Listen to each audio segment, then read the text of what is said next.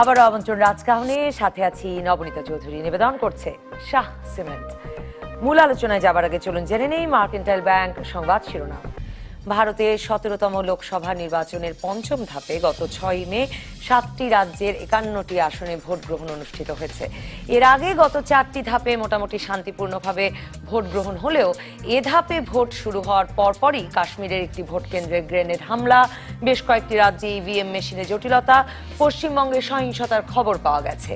পঞ্চম ধাপের এই নির্বাচনে ভোট শুরু হওয়ার কিছুক্ষণ পর পশ্চিমবঙ্গের ব্যারাকপুরের বিজেপি প্রার্থী অভিযোগ করেন সকালে তৃণমূল কংগ্রেসের কর্মীরা তার উপর হামলা চালিয়েছেন। আবার বিজেপির অর্জুন বাহিনী ভোট লুটের চেষ্টা করছে পাল্টা অভিযোগ করে গাছের গুঁড়ি ফেলে রাস্তা অবরোধ করেন তৃণমূল সমর্থকেরাও। দাঙ্গা লাগানো ছাড়া বিজেপির আর কোনো কাজ নেই অভিযোগ করে তৃণমূল নেত্রী মমতা বন্দ্যোপাধ্যায় বলেছেন এবার পশ্চিমবঙ্গের 42টি আসনেই জিততে চলেছে তাঁর দল তৃণমূল। অপরদিকে তৃণমূল গরিবের সবকিছু লুট করে তাদের রুটি রুজি বন্ধ করেছে দাবি করে বিজেপির পক্ষ থেকে বলা হচ্ছে এবার পশ্চিমবঙ্গে তৃণমূল 10টি আসনও পাবে না। দলটির দাবি আগের বারের চেয়ে আরো বড় সংখ্যাগরিষ্ঠতা নিয়ে এবার ক্ষমতায় আসবে বিজেপি। সরকার গঠনের জন্য অন্য কোনো দলের সাহায্যের প্রয়োজনও হবে না। তবে জনমত জরিপে উঠে এসেছে পাকিস্তানের সঙ্গে সাম্প্রতিক সংঘাতের পর মোদির সহজ জয়ের যে ধারণা ছিল তা দৃশ্যত পাল্টাতে শুরু করেছে। এনডিটিভির এক নিবন্ধে বলা হয়েছে এবারের নির্বাচনে অর্থনীতি ও কর্মসংস্থান নিয়ে চাপে রয়েছেন মোদি। ফলে এবার পুনরায় সরকার গঠন করা মোদির জন্য কঠিন হয়ে দাঁড়াবে বলে বিশ্বাস বিশ্লেষকদের। এসব নিয়ে আলোচনায় রাজকাহন স্টুডিওতে আছেন সাবেক নির্বাচন কমিশনার অবসরপ্রাপ্ত brigadier general doctor M Sakhawat Hossain, সাবেক পররাষ্ট্র সচিব মোহাম্মদ তৌহিদ হোসেন এবং ঢাকা বিশ্ববিদ্যালয়ের আন্তর্জাতিক সম্পর্ক বিভাগের অধ্যাপক ডক্টর দেলোয়ার হোসেন। স্বাগত আপনাদের তিনজনকেই। ডক্টর দেলোয়ার হোসেন, আপনাকে দিয়ে শুরু করি যে মানে এই নির্বাচনটি যখন শুরু হলো তখন যেভাবে এপ্রিলের শুরুর দিকে তখন যেভাবে মনে হচ্ছিল যে মোদি জিতবেন এবারের ভোট, জনমত জরিপগুলো তা বলছিল, সংবাদ মাধ্যমের বিশ্লেষণগুলো তা বলছিল, এখন মনে হচ্ছে কিনা একটা হাড্ডাহাড্ডি লড়াইয়ের দিকে যাচ্ছে। যদিও বিজেপি বলছে যে ম্যাজিক নাম্বার 271 পেলেই তাদের চলবে, কিন্তু সেটাও তো খুব একটু কঠিন হয়ে যাচ্ছে, বিশেষ করে পঞ্চম ধাপে উত্তরপ্রদেশে ভোটের ক্ষেত্রেও মানে যে জোট হয়েছে বিজেপি বিরোধী সেই জোটেরও একটা সাফল্যের কথা আশা করা হচ্ছে। ধন্যবাদ। আসলে এই বিষয়টি আপনি ঠিকই বলেছেন যে আমরা শুরুর দিকে নির্বাচন যখন শুরু হয় তখন যে ধরনের হিসাব নিকাশ ছিল, কারণ তখনকার যে পরিস্থিতি ছিল সেই পরিস্থিতিতে একটা বিষয় ছিল যে একসময় আমরা যেটা ধারণা করেছিলাম যে নরেন্দ্র মোদী খুব সহজেই তার দ্বিতীয় মেয়াদে জিতে আসবে এবং এনডিএ জোট বেশ ভালো অবস্থানে চলে যাবে। তারপরে আমরা দেখলাম যে না, আস্তে আস্তে এই যে অর্থনৈতিক বিষয়গুলো আছে এবং অন্যান্য বিষয়ে দেখা যাচ্ছে ভারতের ভোটাররা, ভারতের ভোটটা একটু লম্বা সময় ধরে হয়, মানে ওই পাকিস্তানের ঘটনাও তো মানুষ ভুলতে বসেছে, এবং কিছু নির্বাচন আপনার যে মধ্যবর্তী নির্বাচন পাশাপাশি আপনার যে রাজ্য পর্যায়ের যে নির্বাচনগুলোতে বিজেপির যে পারফরমেন্স সেটা খুব একটা ভালো ছিল না। কিন্তু পরবর্তী দেখা গেল যে মানে আপনার বিজেপির অবস্থানটা এমন দাঁড়ালো যে তারা হয়তো এককভাবে সরকার গঠন করতে পারবে না, জোটবদ্ধভাবে করতে পারে এরকম একটা সম্ভাবনা ছিল। কিন্তু আমরা যখন দেখলাম যে পঞ্চম ফেজে যখন নির্বাচনটি শেষ হলো তখন আমি কতগুলো বিশ্লেষণ দেখলাম ভারতের গণমাধ্যমেই। যেমন একটা বিশ্লেষণ খুবই মানে বিজেপির জন্য খুবই হতাশাজনক, সেটি হচ্ছে যে 424টার মতো আসনের এ পর্যন্ত ভোট হয়েছে এবং সেখানে তারা বলছে যে এনডিএ জোট এই 424টার মধ্যে 124টা পেতে পারে। কংগ্রেসের যে তাদের যে জোট যেটা ইউপিএ সেই জোট পেতে পারে 169টি এবং স্থানীয় দলগুলো বা আঞ্চলিক দলগুলো বাকিগুলো পাবে। এটা একটা। আরেকটা হতাশার খবর বিজেপির জন্য, সেটি হচ্ছে যে এই যে হার্টল্যান্ড স্টেটস যাদেরকে বলা হয়, যে উত্তরপ্রদেশ সহ এই হার্টল্যান্ড স্টেটসগুলোতে টোটাল যে সিট আছে 154টার মতো, এই 154টা সিটের মধ্যে বিজেপি গত বছর তার যে ফলাফল ছিল সেখান থেকে 75টি আসন হারাতে পারে। এবং এর একটা বড় কারণ হচ্ছে যে উত্তরপ্রদেশের যে জোট ব্যাপারটি আছে যে গাঠবন্ধন না মানে একটা ব্রড অ্যালায়েন্সের ভেতরে আমরা জানি যে ওখানে মায়াবতী এবং অখিলেশ সমাজবাদী পার্টি, বহুজন সমাজবাদী পার্টি আর আরডিএল, হ্যাঁ আরডিএল, এবং এই জোটের কারণে বিজেপিকে ধরা হচ্ছে তারা অন্তত 40টি আসন এখানে হারাতে পারে। গত নির্বাচনে 73টি আসনের জায়গায় এবার তারা হয়তো 30, 35 বা 37টি পেতে পারে। তো এই যে সার্বিকভাবে হার্টল্যান্ড স্টেটসগুলোতে যদি বা স্টেটগুলোতে যদি তারা এরকম ভাবে খারাপ ফলাফল করে, তাতে কিন্তু মানে বিজেপির সরকার গঠন করার সম্ভাবনাটা এবং খুবই ক্ষীণ।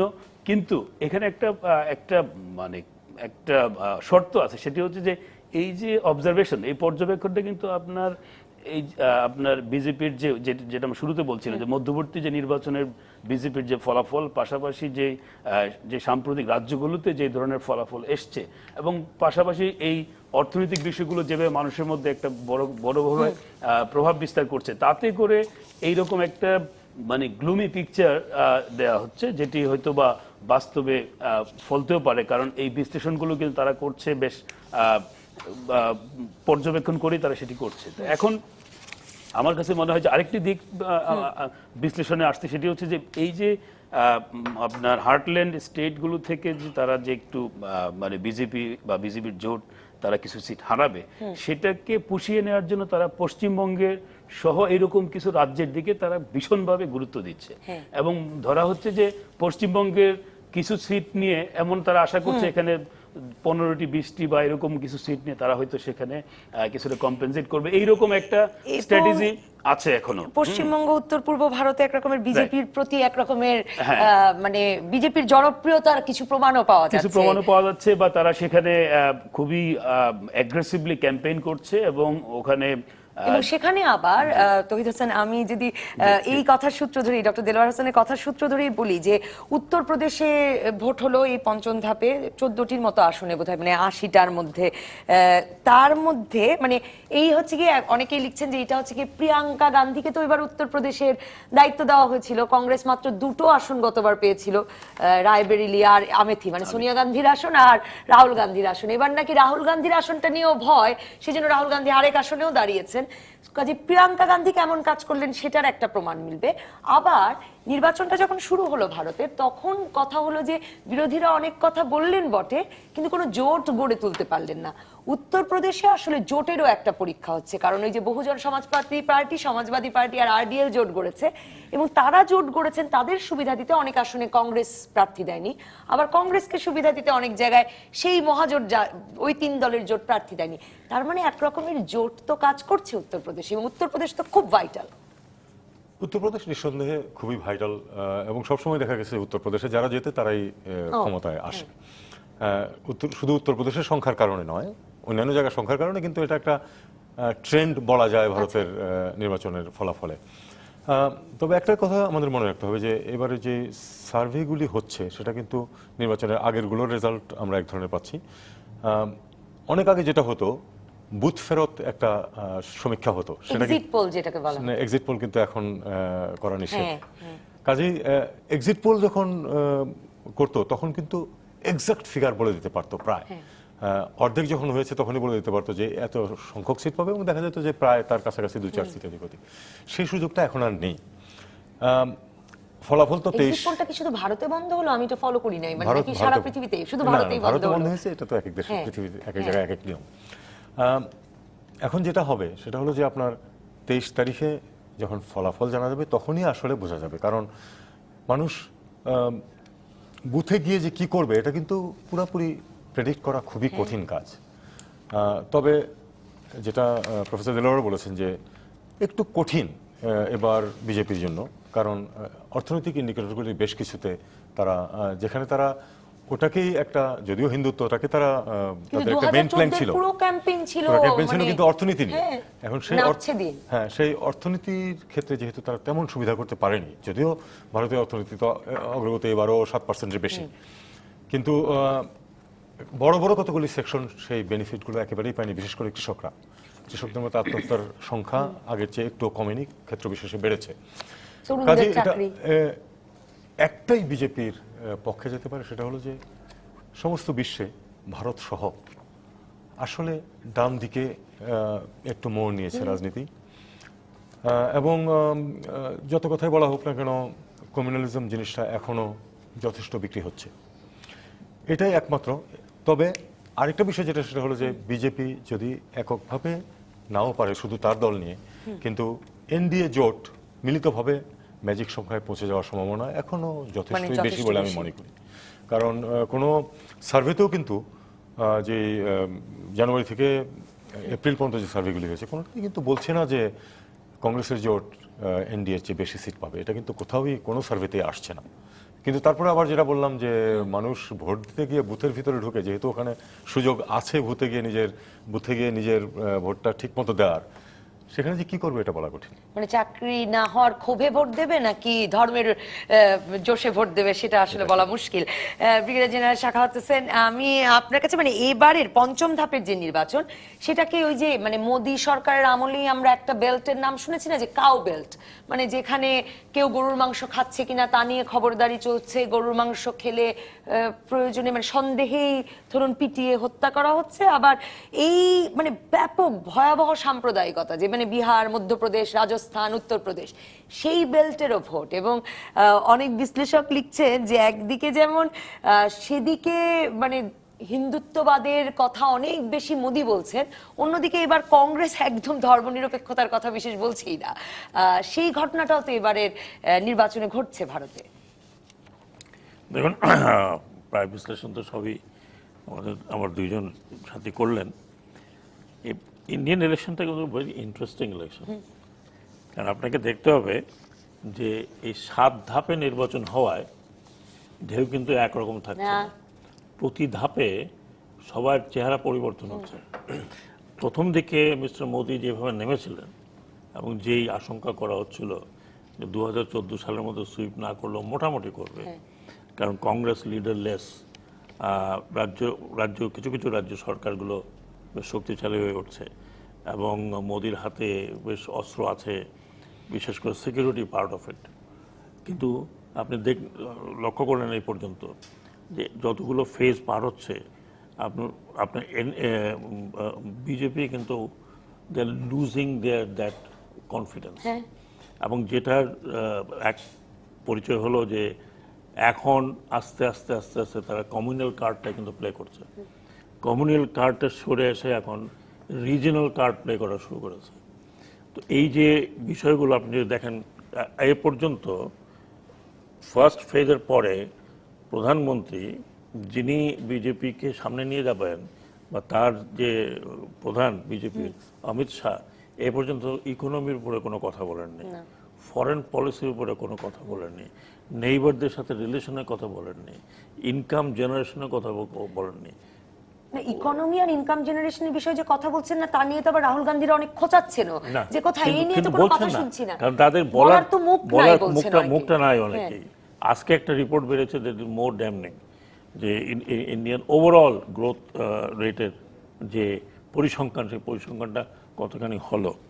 তো এইসব মিলিয়ে এখন আপনার যদি আমি আসি উত্তরপ্রদেশের কথায়, উত্তরপ্রদেশের 70টি আসন ভেরি ভাইটাল, ওয়েস্ট বেঙ্গলে 42 ভেরি ভাইটাল, তামিলনাড়ুতে সামথিং লাইক 39 ভেরি ভাইটাল। এই রাজ্যগুলো কিন্তু খুবই ভাইটাল।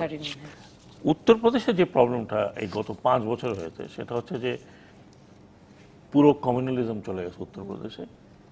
উত্তরপ্রদেশে আপনাকে একটা জিনিস পরিসংখ্যান বলি, 75% কিন্তু রুরাল ভোটার, 75% রুরাল ভোটার ইন্ডিয়াতে, আউট অফ 900 মিলিয়ন, যার মধ্যে 61-62% ভোট দিয়েছে এ পর্যন্ত। রুরাল ভোটারদের ইনকাম কিন্তু স্মল ট্রেডিং অ্যান্ড কৃষিকাজ, সো ইজ ইন উত্তরপ্রদেশ, এবং এই দুটোই ধাক্কা খেয়েছে। আপনি উত্তরপ্রদেশের কৃষকদের এখন বড় problem, one of the side problem হচ্ছে যে তারা গরু নিয়ে কি করবে। এখন তারা বিক্রিও করতে, আগে যেমন বিক্রি করতে পারতো, বিক্রিও করতে পারছে না, কোনো কিছুই করতে পারতেছে না। এই গরুগুলোকে খাওয়াতে হচ্ছে, অথবা এই গরুগুলো তাদের ফসল নষ্ট করছে। এটা নিয়ে উত্তরপ্রদেশে কিন্তু অনেক হইচই হয়েছে। তো কাজেই গরুর রাজনীতিও এক রকমের ফেল করেছে আর কি, গরুর রাজনীতি ফেল করেছে, মানে জনগণের কাজে আসে না। এই অবস্থাতে যদি একটা বিরতিতে যে আপনার কাছেই ফিরে তার মানে ওই যে সেই প্রশ্নের উত্তরগুলো আসলে মানে এক রকমের জাতপাতের তো কথা আছে, সেই প্রসঙ্গটাতে আসবো যে ধর্ম না মানে অর্থনীতি, সেই প্রসঙ্গটাই আসলে বড় হয়ে দেখা দিচ্ছে। একটা বিরতির পর এলাম রাজকাহানে brigadier general doctor M Sakhawat Hossain. মাত্র আপনি বলতে শুরু করেছিলেন যে এমনকি ওই যে কাউ বেল্ট বলে পরিচিত উত্তরপ্রদেশ, মধ্যপ্রদেশ, এসব জায়গায়ও দেখা যাচ্ছে যে মানে এমনকি গরুর রাজনীতি যেটা, সেটাও, কারণ মানে এখন কৃষক গরু নিয়ে কি করবে, মানে সেই গরুর রাজনীতিটাও একরকমের ফেল করেছে। কাজেই ভারতের নির্বাচন হতে হতে অনেক কিছু বদলে গেছে, নির্বাচনের আগে অনেক কিছু মূল সমস্যা হয়ে দেখা দিয়েছে। কাজে ধর্ম না অর্থনীতি কোনটা সবচেয়ে গুরুতর ভূমিকা রাখবে?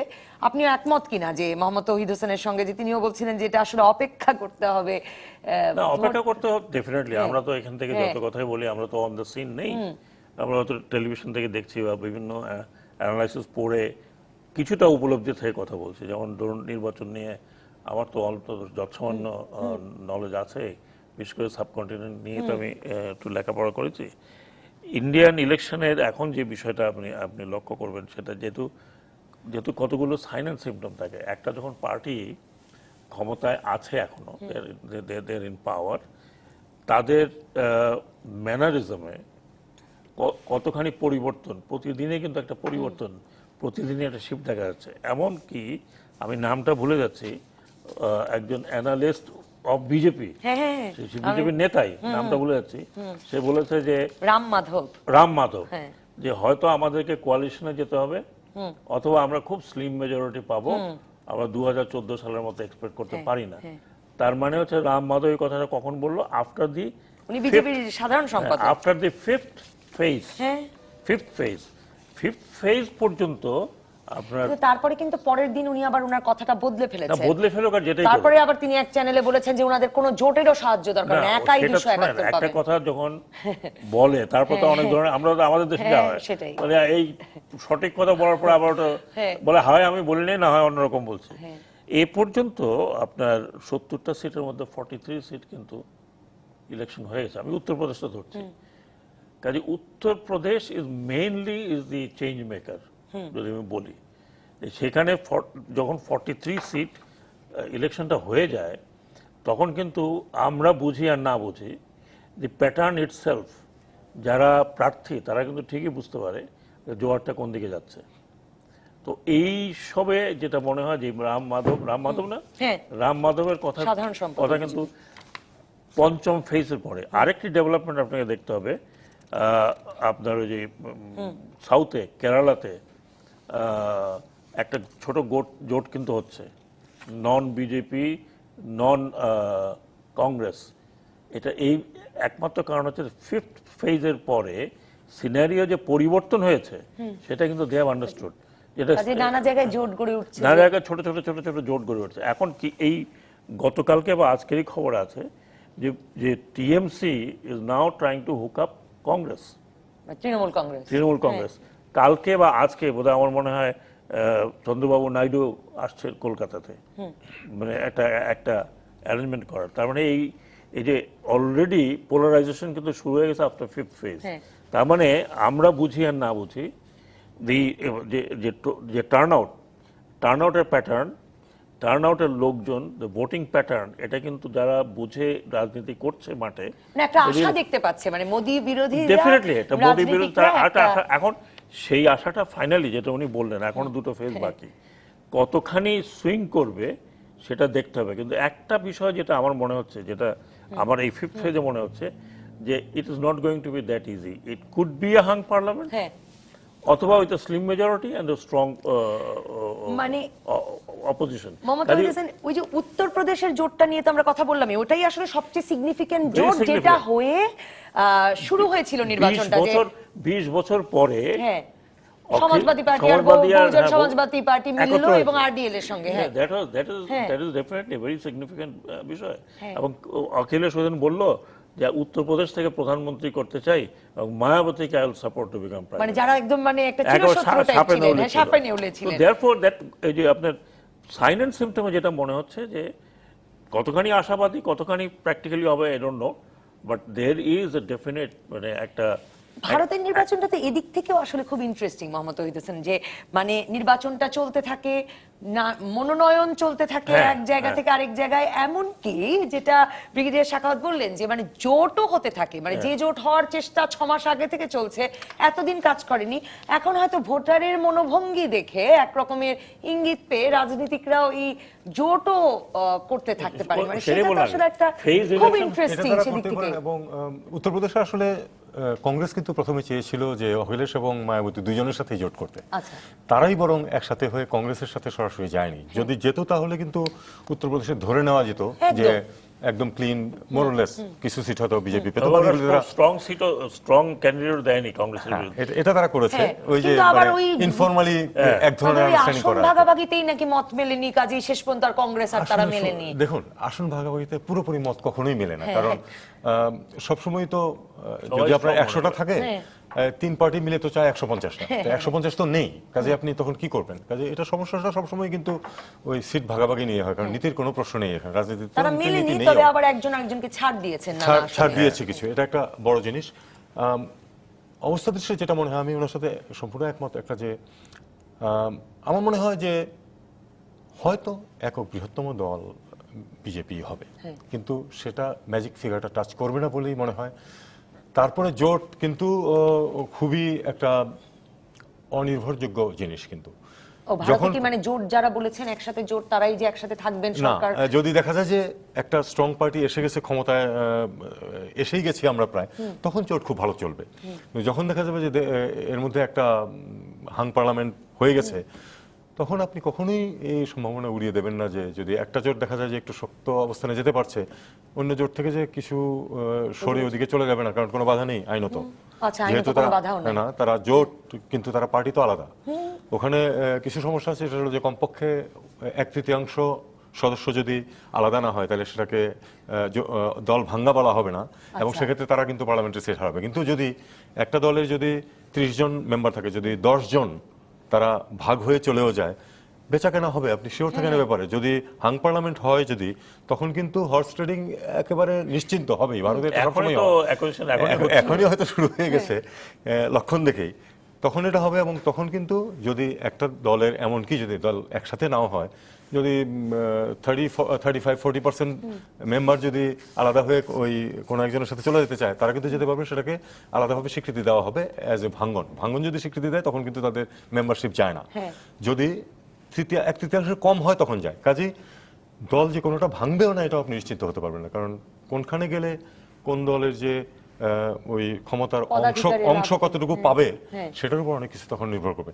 কাজে এটা এবারের নির্বাচন খুব ইন্টারেস্টিং, কোনো সন্দেহ নাই যে এবারের নির্বাচন অনেকদিন পরে একটা ইন্টারেস্টিং নির্বাচন আসছে। যে মোহাম্মদ তৌহিদ হোসেন, হ্যাঁ মানে অনেকদিন পরে হলো। ভারতে তো আসলে এই যে জোটের রাজনীতি, জোট মানে হাং পার্লামেন্ট, তারপর মানে এক রকমের কষ্টের সৃষ্টে সরকার গড়ে প্রধানমন্ত্রী বানানো, এই প্রক্রিয়াগুলো তো আসলে স্মরণকালের মধ্যে দেখা গেছে।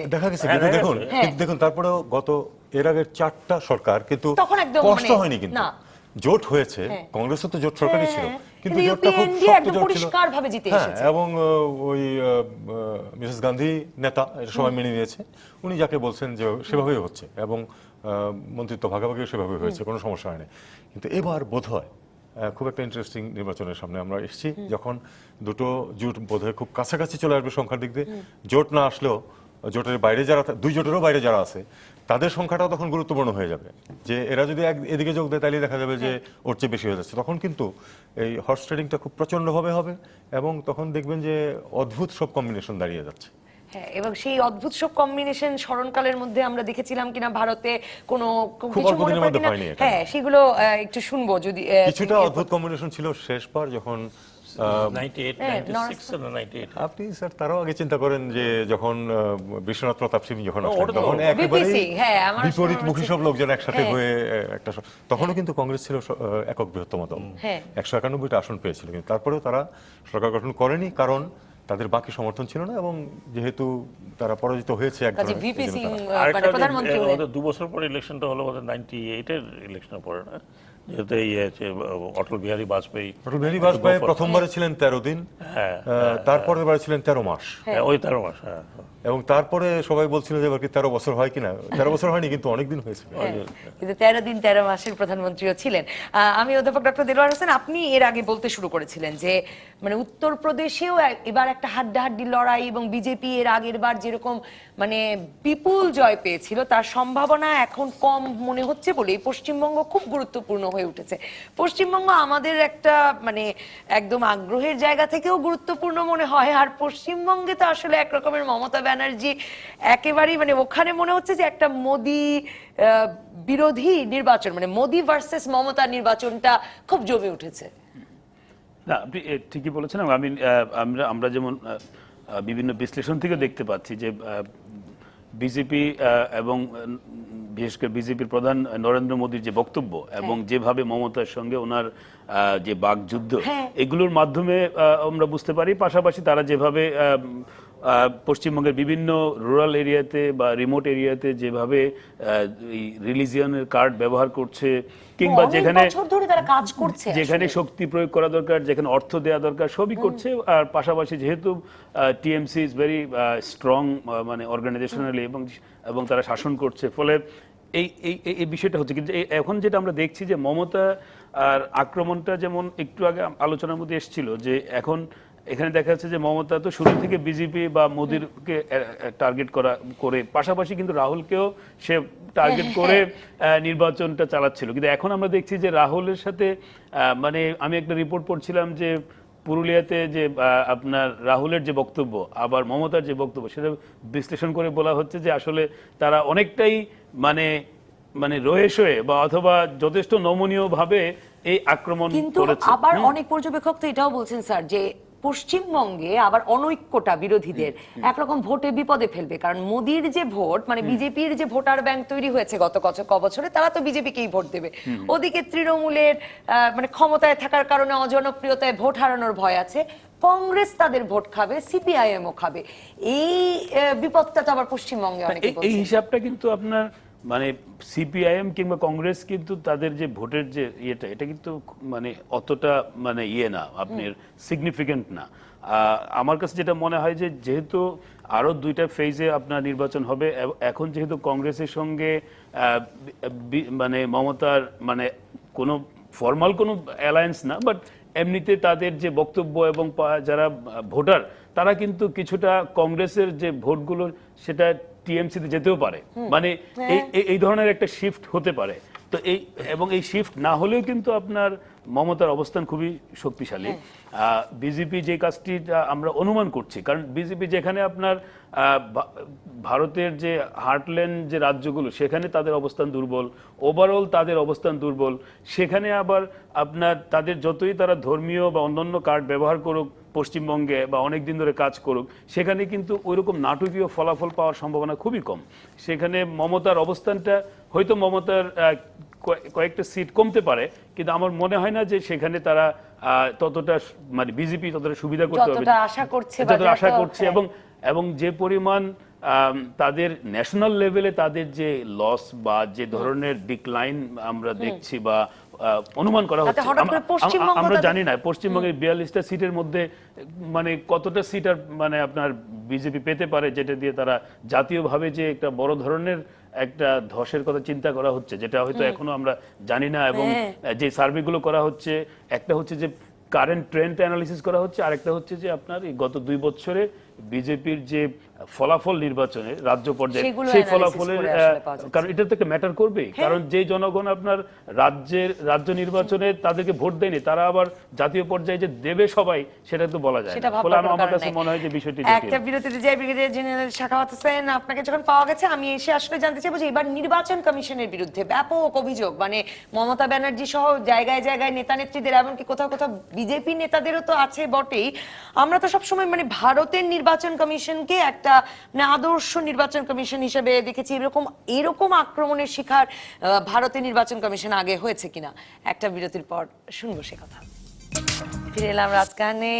Brigadier general doctor M Sakhawat Hossain, আপনার কাছে জানতে চাই যে নির্বাচন কমিশনের বিষয়ে ব্যাপক পরিমাণ অভিযোগ উঠছে ভারতের নির্বাচনে এবার। এটা খুব স্বাভাবিক, কারণ বাংলাদেশের নির্বাচন কমিশন নিয়ে যখন অভিযোগ ওঠে তখন আমরা প্রায়শই শুনি যে ভারতের নির্বাচন কমিশন কতটা স্বাধীনভাবে কাজ করে, বা ওই যে 90-এর দশকের প্রধান নির্বাচন কমিশনার হিসেবে কাজ করা টিএন সেশন সাহেবের কথা তো ওটাই কথায় কথায়। এবার দেখা যাচ্ছে যে সকল দল, মানে এমনকি রাহুল গান্ধীর বিপক্ষে দাঁড়িয়েছেন কেরালায় যে বিজেপি প্রার্থী, তিনিও বলছেন যে এমন ইভিএম মেশিন পাঠিয়েছে যে দুবার টিপলেই কংগ্রেসেই ভোট পড়ছে। মমতা ব্যানার্জি তো নানা অভিযোগ করছেন, সারা দেশেই অভিযোগ আছে নির্বাচন কমিশনের বিরুদ্ধে। এবং নির্বাচন কমিশন তো একরকম বিজেপির বিষয়ে একচোখা দৃষ্টি দিচ্ছে, সেটা একরকম মনে করাই যেতে পারে, কারণ ভীষণ সাম্প্রদায়িক মন্তব্যে ও তেমন কর্ণপাত করছে না। That is true. ভারতীয় নির্বাচন কমিশনের this is 23rd CEC, 23rd CEC. পরের দিকে সেশনের পরে কয়েকজনের উপরে অল্প বিস্তর কথাবার্তা উঠেছে। ইভেন নবীন চাওলার সময় কথাবার্তা উঠেছিল, গোপালের স্বামীর সময় কথাবার্তা উঠেছিল। বাট এইরকম এর আগে এইরকম ভাবে বিতর্কিত হয়নি। এবং ইন্ডিয়ান ইলেকশনের একটা ব্যাপার আছে, দুইটা পোর্শন আছে কিন্তু। একটা হলো ইলেকশন কমিশন ইটসেলফ, আর একটা হচ্ছে যে মাঠ পর্যায়ে, যেটা আমরা মাঠ পর্যায়ের অ্যাডমিনিস্ট্রেশন যেটা বলি। আপনাকে রিয়েলাইজ করতে হবে যে যেখানে 10 লক্ষের উপরে হচ্ছে সেন্টার, 9 কোটি ভোটার, 90 কোটি, 90 কোটি, রাইট, হ্যাঁ 90 কোটি ভোটার, হ্যাঁ, আপনার প্রায় 23 lakh EVM, 23 lakh EVM diploid হচ্ছে। 1 কোটি ম্যান পাওয়ার প্রয়োজন, 1 কোটি। এবং ইট ইজ সো ডিসেন্ট্রালাইজড, এত ডিসেন্ট্রালাইজড। প্রত্যেকটি রাষ্ট্রে একজন সিইও আছেন, সিইওর তত্ত্বাবধানে কিন্তু ওই রাষ্ট্রের ইলেকশনগুলো হয়, পার্টিকুলারলি ন্যাশনাল অ্যাসেম্বলি ইলেকশন এবং রাজ্য ইলেকশন। মানে মোদি সাহেব প্রধানমন্ত্রীর কাজে তিনি আসলে মানে সব গুটি জায়গা মতো বসিয়ে রাখবেন, এর কোনো উপায় নেই। It's not possible. এবং ডিস্ট্রিক্ট ম্যাজিস্ট্রেট তার ক্ষমতা বলে তিনি ডিইও, এবং প্রত্যেকটি কনস্টিটিউয়েন্সির জন্য একজন আরও, এবং তার উপরে একজন করে মেইন অবজারভার, এবং তার নিচে আরও অবজারভার যারা সরাসরি ইলেকশন কমিশনের নিচে। কাজে একটা বিশাল একটা, অনেক সময় লাগবে এটা বিস্তৃত হবে, বিশাল একটা মেশিন বলতে পারেন। That machine runs into the law. এবং আরোর উপরে মানে নমিনেশনের যে বলছেন, নমিনেশন আপনি হয়তো দেখে থাকতে পারেন যে ডিস্ট্রিক্ট ম্যাজিস্ট্রেটের অফিসের সামনে, চেয়ারের সামনে বসে 1 ঘন্টা মোদি সাহেব কাটিয়েছেন, এবং তিনি চেয়ার থেকে ওঠেন নাই। প্রত্যেকটি পাতা চেক করে তাকে দিয়ে হলফ নেওয়া, নিজে পড়িয়ে তারপর তাকে দিয়েছেন। আপনি দেখেছেন কিনা আমি জানি না, আমি এটা ফলো করি না। এনডিটিভিতে এখন আপনি এসে গেলে মানে প্রধানমন্ত্রী মোদিকেও বসিয়ে রেখে কাগজপত্র সব একদম দেখে তারপর একদম সাইন একা করে একা উঠতে এটা হয়েছে। আপনি দেখবেন বারাণসীতে, এটা আপনি ওই ইউটিউবে পাবেন, হ্যাঁ, you must C it.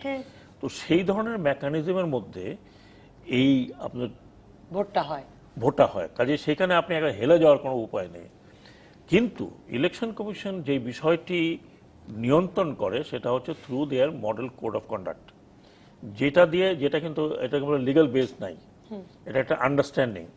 Legal base না থাকলেও এটা কিন্তু আদালতে নিয়ে যাওয়া যায়।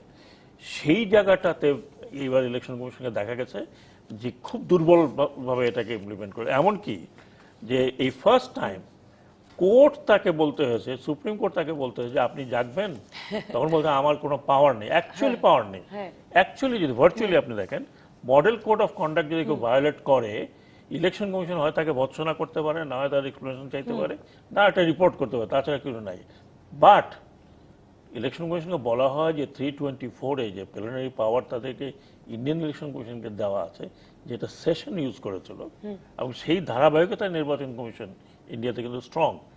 লিগালি আমাদের সাথে তুলনা করলে আপনি দেখবেন যে আমাদের ইলেকশন কমিশন হাতে প্রচুর ক্ষমতা, লিগ্যাল ক্ষমতা আছে। যেই কারণে ইলেকশন কমিশনকে বলছে আই এম টুথলেস। তখন আপনার কোর্ট বলছে যে আপনি যে টুথলেস, এটা কালকে কাগজপত্র নিয়ে আসেন, চিফ ইলেকশন কমিশনকে দাঁড়া করে আমরা দেখতে চাই কি টুথ, দেন দি রিয়েক্টেড।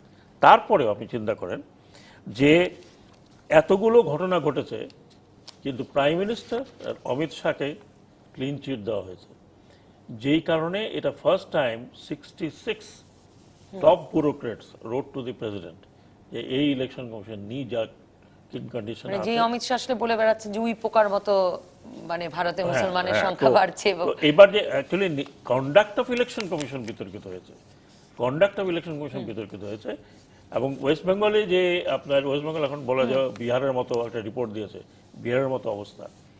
আপনি যদি দেখেন মানে চুলচেরা বিশ্লেষণ করেন, ভারতীয় নির্বাচন কমিশন অনেকগুলো ক্ষমতা তারা চেয়েছিল যেগুলো দেওয়া হয়নি। এইটা কেন ঘটেছে, যেটা আপনার SY কুরেশি একটা বিরাট নিবন্ধে বলেছেন, যে সবচেয়ে বড় প্রবলেম হলো যে how election commission is selected. এই জায়গাতে পুরো সাবকন্টিনেন্টে বাংলাদেশ এন্ড ইন্ডিয়া একই রকম সিলেকশন বাই দ্য গভর্নমেন্ট। তারা বলছে এখন যদি কোনো কলেজিয়ার মাধ্যমে না হয় তাহলে এই ধরনের লোক weak personality could become chief election commissioner. নানা কারণে আমার একদম সময় নাই, এরকম নানা কারণেই আসলে মোহাম্মদ তৌহিদ হোসেন এবারের নির্বাচনটা, ভারতের নির্বাচনটা একটু বিশেষ আকর্ষণীয় হয়ে উঠছে কিনা, মানে আকর্ষণীয় মানে মনোযোগ পাচ্ছে কিনা, মানে ভীষণ সাম্প্রদায়িক ক্যাম্পেইনিং, অন্যদিকে এই যে নির্বাচন কমিশন, প্রশাসন, কেন্দ্রীয় পুলিশ সকলের বিরুদ্ধে অভিযোগ। আমার মনে হয় অভিযোগগুলি যে আসে এটা খুব অস্বাভাবিক কিছু না, মানে এটা একটা রাজনৈতিক, এটা রাজনীতিকরা চিরদিনই করে থাকেন, যখন তার বিরুদ্ধে কিছু যায় তখন তারা অভিযোগ করবেনই, সেটা কথা না। এটা ইন্টারেস্টিং এই কারণে যে এই প্রথম অনেকদিন পরে সম্ভবত আমরা একটা সিচুয়েশন দেখতে পাচ্ছি যে হয়তো একটা অনিশ্চয়তা সৃষ্টি হবে একটা, যেটা আবার বলছে যে আমার এখনো বিশ্বাস যে বিজেপি একক বৃহত্তম দল হবে, কিন্তু হয়তো ম্যাজিক ফিগারটা পাবে না। সেক্ষেত্রেই তখন এর পরবর্তী ফেজটা যেটা, সেটা আমাদের বেশ কিছুদিন ইন্টারেস্টিং হয়ে উঠবে, সেটা আরো ইন্টারেস্টিং হবে, সরকার গঠন। ডক্টর দেলওয়ার হোসেন, মানে এখনো বলা হচ্ছে যে এটা আসলে এবার মোদির জনপ্রিয়তার, মানে মোদির মতো ক্যারিসম্যাটিক আরেকজন কেউ নাই এখনো রাজনীতিতে। রাহুল গান্ধী আশপাশে যেতে পারেন নাই ব্যক্তিগত ইমেজের দিক থেকে, ব্যক্তিগত ক্যারিসমার দিক থেকে, মানে শেষ পর্যন্ত মোদি এই নির্বাচনের মূল বিষয় কিনা, প্রধানমন্ত্রী মোদি। নিশ্চয়ই আমার কাছে এই পুরো নির্বাচনের যে আকর্ষণটা, এটাই একজন ব্যক্তির জন্য, সেটা মোদি।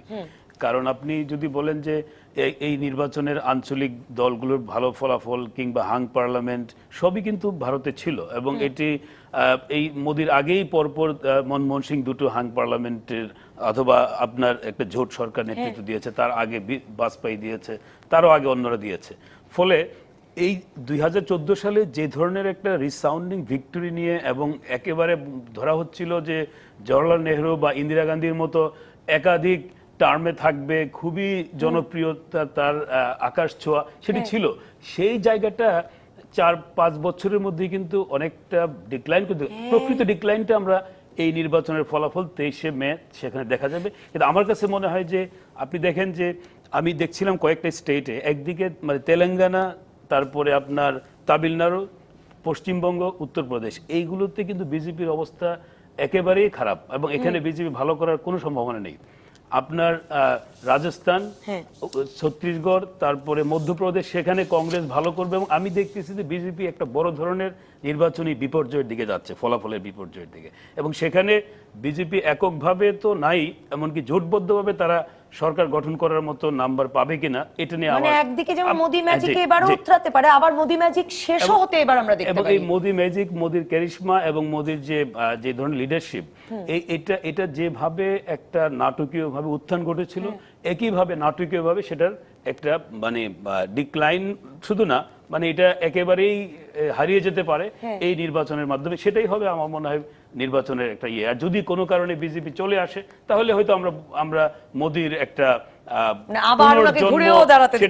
ঘুরে দাঁড়াতে পারে। আর এই যে ডানপন্থার যে ব্যাপারটা, এটা খুব গুরুত্বপূর্ণ, যে ভারতীয়রা কি এই ধরনের সাম্প্রদায়িক এই চরম ডানপন্থী চিন্তা ভাবনার কোন সরকারকে দ্বিতীয়বার সুযোগ দিবে কিনা সাধারণ ভোটাররা, সেটাও একটা দেখার সেদিকে মনে হয় সারা বিশ্বই তাকিয়ে আছে। অসংখ্য ধন্যবাদ ডক্টর মোহাম্মদ দেলওয়ার হোসেন, মোহাম্মদ তৌহিদ হোসেন, ধন্যবাদ brigadier general doctor M Sakhawat Hossain, ধন্যবাদ দর্শক। আপাতত বিদায় রাজকাহন থেকে।